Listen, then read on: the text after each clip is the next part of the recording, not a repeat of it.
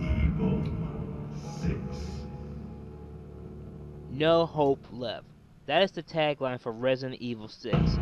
The story is told from perspectives of Chris Redfield, a former member and founder of the BSAA, tranquilized a failed operation while peers try to bring sense to him. Leon S. Kennedy, a Raccoon City survivor and now agent for the government, along with Heather Harper, a Secret Service agent.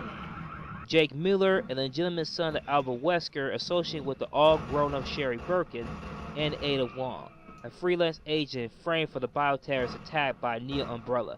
They all must confront the force behind a massive bioterrorist attack with newly developed C-virus in cities across the world and find the one who truly responsible of this.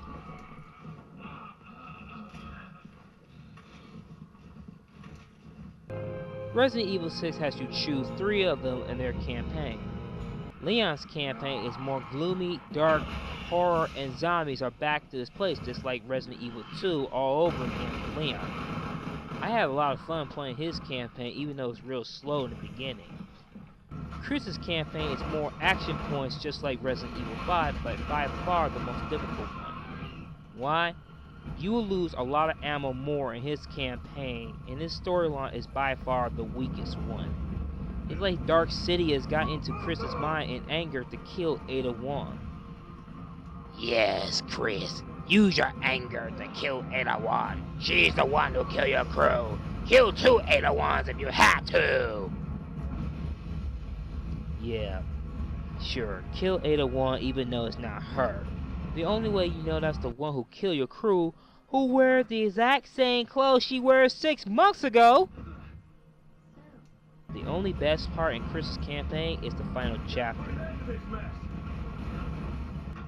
Then we had Jake's campaign. His campaign may borrow from Leon's and Chris's campaign, but his is completely fresh with great character backstory. The biggest factor of this campaign is the existence of this Jason Voorhees wannabe, just like Nemesis for Resident Evil 3. This creature pursues Jake and Sherry endlessly and often results in having to run away.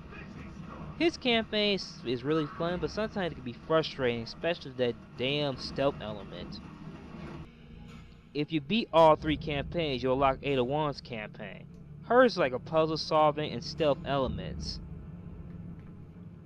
The gunplay has improvement and makes aiming a little different, because now you can move while you're shooting and do some John Woo shit like dodging to the ground while aiming, especially the handgun mechanic is really improving a lot. Of course you have physical attacks and quick shots, but be warned, there's a stamina bar. The AI partner improving a little bit, but don't need to worry about giving ammo to the partner. Each campaign has 5 chapters in whole. Unlike the previous, the chapters is in 2 or 3 parts just like Resident Evil 5. In this one, you have the whole thing. Not some of the things, the whole thing. So no chapter 1-1, 1-2, 2-1, 2-2, whatever. And the checkpoint save system is kinda weak in this one. The zombies and Jabos are smart as hell, and they will use the unfairness to kill you, while there will be bullshit moments even though you're not close to them. Because you will die, and die. So yeah, be prepared for that moment. Another feature they had, which is not in the game but in the internet, known as ResidentEvil.net. It's kind of like how Call of Duty Elite and Battlefield 3 Premium. In the website, you check your stance challenge that you needed to undertake to unlock awards, for instance, like killing 10,000 zombies. When these tasks have been completed to earn Resident Evil points and rewards, you will be redeemed in the form of extra gameplay, content, alternate costumes. But sadly, the alternate costume only works on mercenary mode, not in the campaign. You know, what if it would be cool if you used RE points to buy downloadable content? That would be cool as hell instead of buying those points. Mercenary mode is fun as always. Shoot 'em up and keep the combo going. As for Agent Hunt mode, you play as the enemy. Agent Hunt mode is completely terrible. It's not fun. The controls are clunky as hell when it comes to control a zombie and other monsters.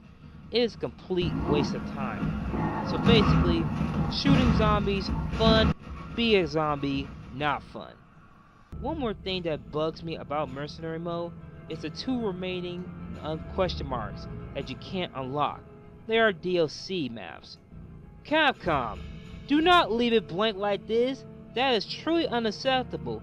If it's DLC maps, put it at the bottom of the menu, not in the middle of the menu. Speaking of the flaws, here's the flaws of Resident Evil 6. Sometimes the aiming gets really frustrating when you're aiming at them, sometimes it goes way off.